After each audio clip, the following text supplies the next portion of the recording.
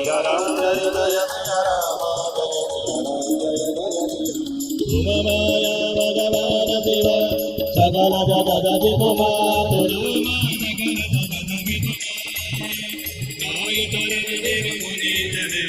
मुनि मुनि हर सतगातु सियावर रामचंद्र पद जय शरणम जय सिया राम जय जय सिया राम जय सिया राम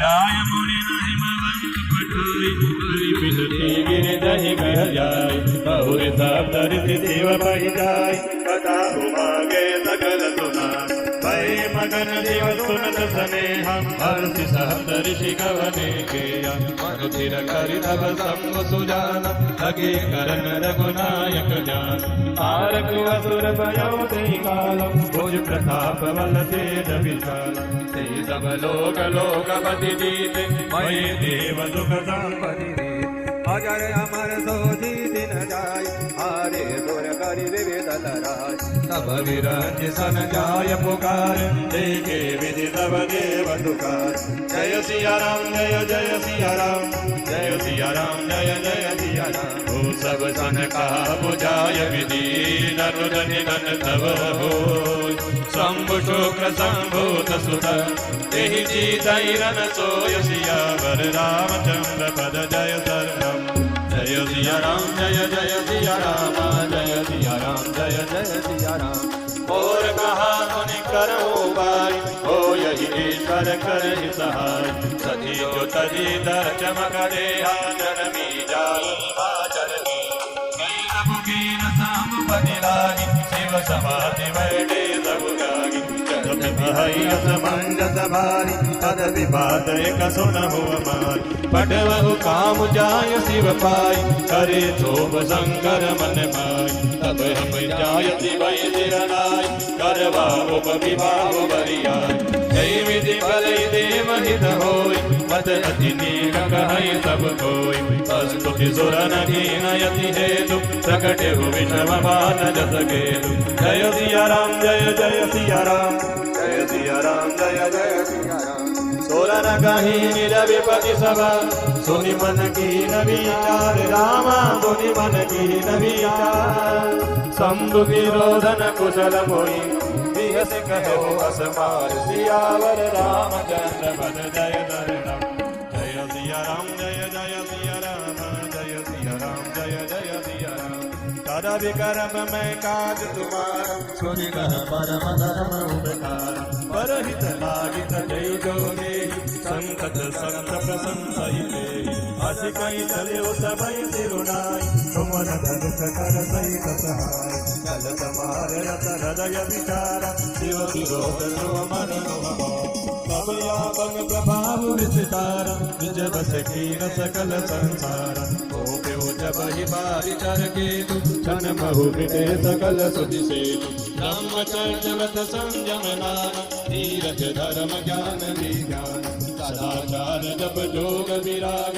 सबय विवेक कड़को सब भाग जय सिया राम जय जय सिया राम जय सिया राम जय जय सिया राम भागे विवेकु सहाय सहित सुशोभन संजोग मणि मुरे सरगंध पर्वत कंद निम जाय तेहि अवसर दुरे ओ निहारे का कर तारी को रखवारी जग कर बरु परा दुई माथ कही रजिनाद जही करू गोपी कर धनु सरुधरा नम जय सिया राम जय जय सिया राम जय सिया राम जय जय सिया राम जय सजीव जग अचर चर नारी पुरुष यसना निज निज मर जारत जी भय सकल वस काम सियावर रामचंद्र पद जय शरणम जय सिया राम जय जय सिया राम जय सिया राम जय जय सिया राम उद्धव के हृदय मदन अभिलाषा लता निहारि नवै तरुदागा नदी उमगी अम्बुधि कहुदारी संगम कर हित लाग तलाग जय असी सदा चरण के बरनी हो कहीं सकई सचेतन कर छीनब जल थल चारी भये काम वस समय विचारी मदन अंध व्याकुल तब लोका निशिनो नहीं तब लोकई गोगा देव धनुज नर के नर व्याला वेद पिशाच भूत बेला इनके दशान कयो बखानी सदा काम के जेरे जानी सिद्ध विरक्त महामुनि जोगी देवी काम वस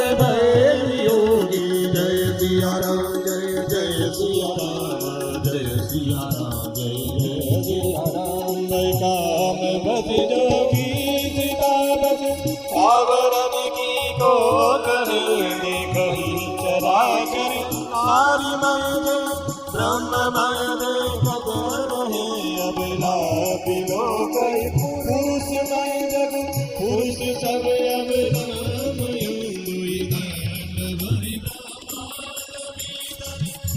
सब कति को जय सिया राम जय जय सिया राम जय सिया राम जय जय सिया राम ओ जय सिया राम जय जय सिया राम जय सिया राम जय जय सिया राम हरि न काहू धीर सबके मन मन सिज हरे जे रागे रघुवीर ते उबरे नहीं काल महु सियावर रामचंद्र पद जय शरणम जय सिया राम जय जय सिया राम जय सिया राम जय जय सिया राम उभय गली अस को दुख भय लगी बलि गायो शिव ही मिलो की बसंखे उमारो भय जता दीदी सब संसार बाए तुरंत सब जीव सुधारे जिन पदम उतर गए मतवारे उतराई देगी मदन भयमाना दूराधर सदुर्गम भगवाना फिरत लाज कछु करी नहीं जाए मरणोटानी मनर के शिवबाई प्रगट दितुरत रुधिर ऋतुराजा कुसुमित नव धरुराजी विराजा आंबन कुपिवरा वापिका तड़ागा परम सुभग तव दिता विभागा जहता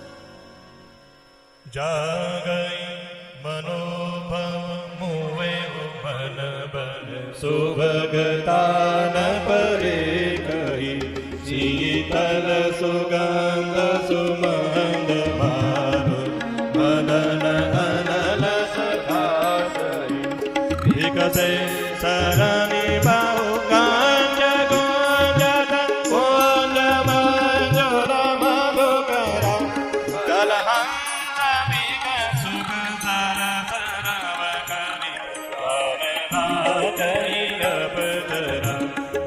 जय सिया राम जय जय सिया राम जय सिया राम जय जय सिया राम सकल कला करी कोटि विधि हार हुसैन समेत चली नय चल समाधि शिव हृदय निकेत सियावर रामचंद्र पद जय शरणम जय सिया राम जय जय सिया राम जय सिया राम जय जय सिया राम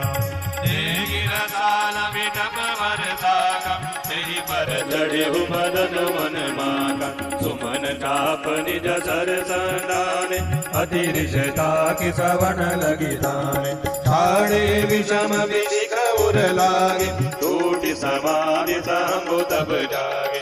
भय हुई शमन चोम विसेखी, नयन मोगारि सकल ऋषि देखी। सौरभ पल्लव मदनु मिलोगा, भय कोप कंपे उदय लोगा। तब शिवती शरणयन उगारा, चितवत काम भय जरि दर पे सुर भय असुर सुखारी। समुझ काम सुख सो जय भोगी, द्वये अकंटक साधक जोगी। जय सिया राम जय जय सिया राम, जय सिया राम जय जय सिया राम। जोगी अकंटक भये पति गति, सुनत रति मूर्छित भई रोदति। बदति बहुभांति करुणा, करति शंकर भई कही। अति प्रेम करि विनती, विविध विधि जोरि कर सन्मुख रही। प्रभु आशुतोष कृपाल, शिव अबला निरखी बोले सही। राम जय सिया राम जय जय सिया राम, जय सिया राम जय जय सिया राम। अब देर दिदवनाथ कर, हो यही नाम वना रामा, हो यही नाम वना।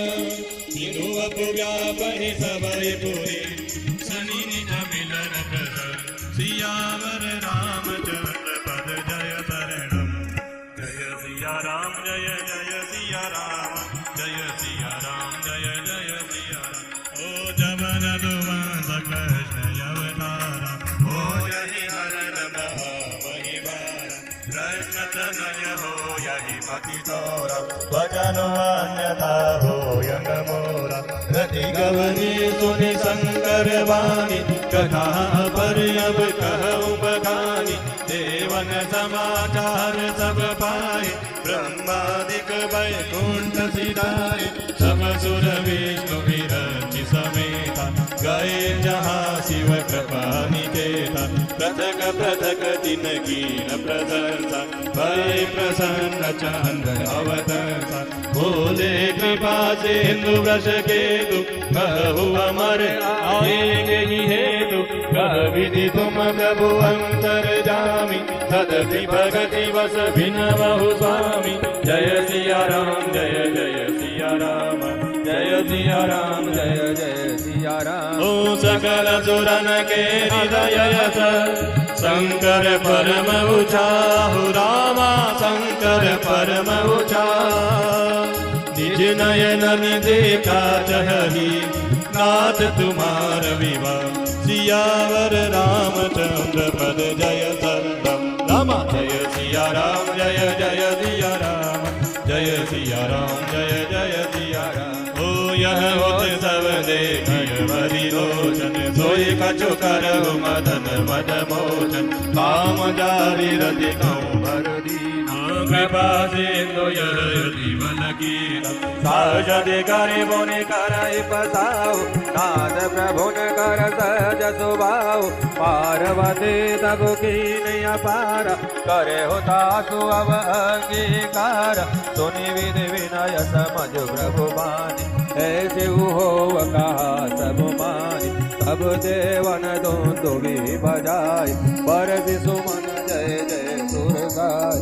अवसर जानि सब ऋषि आय, तुरतहि विधि गिरि भवन पटाय। प्रथम करे जहराय भवानी, बोले मधुर वचन छल सानी। जय सिया राम जय जय सिया राम, जय सिया राम जय जय सिया राम। ओ कहा हमार न सुने हुतवन, नारद के उपदेश।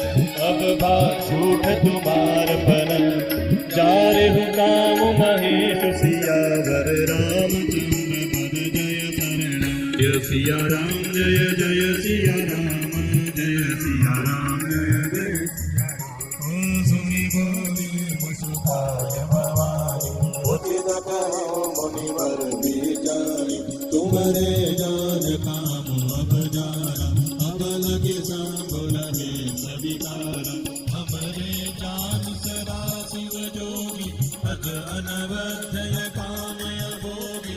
जो मैं शिव से ये यश जानी, प्रीति समेत कर्म मनवानी, तो हमार बन सुनहु मुनीश, कर नहीं सत्य कृपा निधि, तुम जो कह हर जारे हुमारा, सोई अति बड़ा विवेक तुम्हारा। कर सहज सुभाव, निकट काय नहीं काऊ, जय समीर सोवस न साई, हसी मनवा महेश किनाय। जय सिया राम जय सिया राम, जय सिया राम जय सिया राम। हर से वचन सुने, चले भवानी निहाल सिया,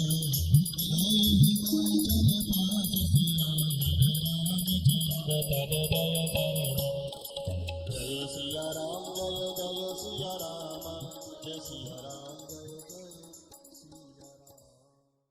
भावार्थ दोहा संख्या 81 बालकांड। तुम माया भगवान शिव सकल जगत पितुमात, नाई चरण सिर मुनि चले पुनि पुनि हर सतगात। आप माया हैं और शिव जी भगवान हैं, आप दोनों समस्त जगत के माता पिता हैं। ऐसा कहकर मुनि पार्वती जी के चरणों में शीश नवा करते ही चल दिए। उनके शरीर बार बार पुलकित हो रहे थे। मुनियों ने जाकर हिमवान को पार्वती जी के पास भेजा और वे विनती करके उनको घर ले आए। फिर सप्त ऋषियों ने शिव जी के पास जाकर उनको पार्वती जी की सारी कथा सुनाई। पार्वती जी का प्रेम सुनते ही शिव जी आनंद मग्न हो गए। सप्तऋषि प्रसन्न होकर अपने घर अर्थात ब्रह्मलोक को चले गए। तब शिव जी मन को स्थिर करके पुनः श्री रघुनाथ जी महाराज का ध्यान करने लगे। उसी समय तारक नाम का असुर हुआ, जिसकी भुजाओं का बल प्रताप और तेज बहुत अधिक था। उसने सब लोक और लोकपालों को जीत लिया। सभी देवता सुख और संपत्ति से रहित हो गए। वह असुर अजर अमर था, इसलिए किसी से जीता नहीं जाता था। देवता उसके साथ बहुत तरह की लड़ाइयां लड़कर हार गए। तब उन्होंने ब्रह्मा जी के पास जाकर के पुकार की। ब्रह्मा जी ने सभी देवताओं को दुखी देखा। तब ब्रह्मा जी ने सबको समझा कर कहा कि इस दैत्य की मृत्यु तब होगी जब भगवान शंकर का पुत्र उत्पन्न होगा, वही इसको युद्ध में जीतेगा। मेरी बात सुनकर एक उपाय करो, ईश्वर आपकी सहायता करेंगे और काम हो जाएगा। सती जी ने जो दक्ष के यज्ञ में देह का त्याग किया था, उन्होंने अब हिमाचल के घर जाकर के जन्म लिया है। उन्होंने शिव जी को पति बनाने के लिए तप किया है। इधर शिव जी सब छोड़ छाड़ कर समाधि लगाकर बैठे हैं। यद्यपि है तो बड़े असमंजस की बात, लेकिन फिर भी आप मेरी एक बात सुनो। तुम जाकर कामदेव को शिव जी के पास भेजो। वह शिव जी के मन में शोक उत्पन्न करेगा, जिससे उनकी समाधि भंग हो जाएगी। तब हम जाकर शिव जी के चरणों में अपना सिर रख देंगे और जबरदस्ती उन्हें विवाह करने के लिए राजी कर लेंगे।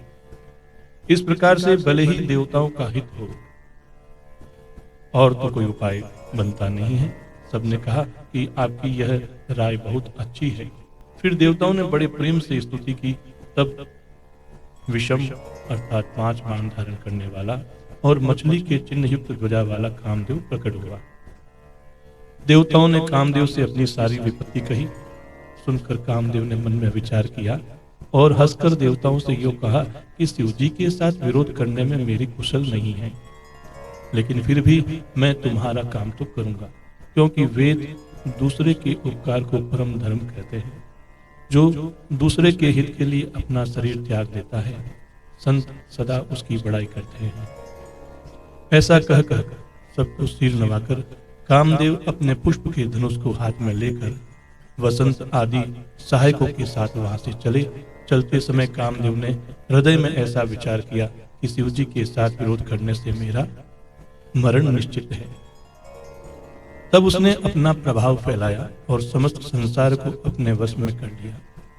जिस समय उस मछली के चिन्ह की ध्वजा वाले कामदेव ने कोप किया, उस समय क्षण भर में ही वेदों की सारी मर्यादा मिट गई। ब्रह्मचर्य, नियम, नाना प्रकार के संयम, धीरज, धर्म, ज्ञान, विज्ञान, सदाचार, जप, योग, वैराग्य आदि विवेक की सारी सेना डर कर भाग गई। विवेक अपने सहायकों सहित भाग गया। उसके योद्धा रणभूमि से पीठ दिखा गए। उस समय वे सब सदग्रंथ रूपी पर्वत की कंदराओं में जा छिपे। सारे जगत में खलबली मच गई और सब ऐसा कहने लगे कि हे विधाता, अब क्या होने वाला है? हमारी रक्षा कौन करेगा? जिसके लिए रति के पति कामदेव ने कोप करके हाथ में धनुष बाण उठाया है, ऐसा वह व्यक्ति कौन है? जगत में स्त्री पुरुष संज्ञा वाले जितने चर अचर प्राणी थे, वे सब अपनी अपनी मर्यादा छोड़कर काम के वशीभूत हो गए। सबके हृदय में काम की इच्छा हो गई। लताओं अर्थात बैलों को देखकर वृक्षों की डालियां झुकने लगी। नदियां उमड़ उमड़ कर समुद्र की ओर दौड़ने लगी। ताल तलैया भी आपस में संगम करने लगे। जब जड़ अर्थात वृक्ष और नदी की यह दशा कही गई, तो चेतन जीवों की करनी को कौन कह सकता है? आकाश, जल और पृथ्वी पर विचरने वाले सारे पशु पक्षी समय को भुलाकर काम के वशीभूत हो गए। सब लोग कामांध होकर व्याकुल हो गए। चकवा चकवी रात दिन नहीं देखते। देव दैत्य मनुष्य किन्नर सर्प प्रेत पिशाच भूत बैताल ये तो सदा ही काम के गुलाम हैं। यह समझकर मैंने इनकी दशा का वर्णन नहीं किया।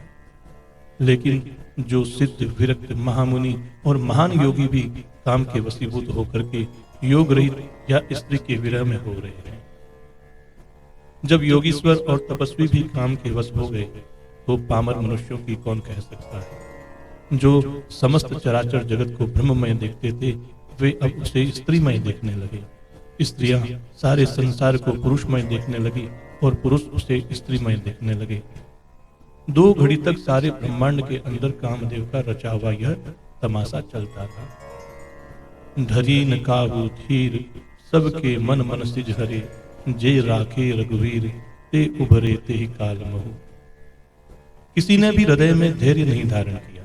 कामदेव ने सबके मन हर लिए।